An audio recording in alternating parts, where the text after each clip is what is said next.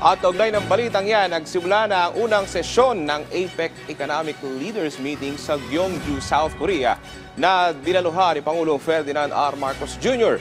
Kaugnay niyan, hinikayat ni South Korean President Lee Myung-jae ang mga miyembro ng APEC na maging bukas sa pagbabahagi ng kanilang posisyon sa iba't ibang usapin. Nagbabalik si Raquel Bayan ng Radyo Pilipinas sa sentro ng balita.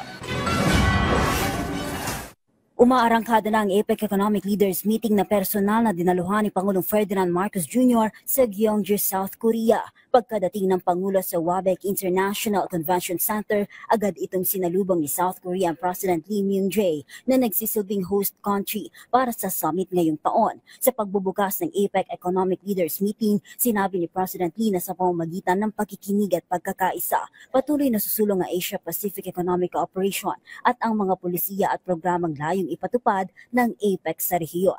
Ito anya ay kahit pa mayroong pagkakataon na hindi nagkakasundo ang mga bansa sa pagtindig sa ilang usapin. Sa opening speech ng South Korean leader, sinabi nito na napapanahon ng pagtitipon ng APEC leaders. Ngayong nararanasan ng mga hamon sa malayang kalakalan, uncertainty sa global economy at ang ilang issue para sa patuloy na pagyabong ng pandaigdigang trade at investment.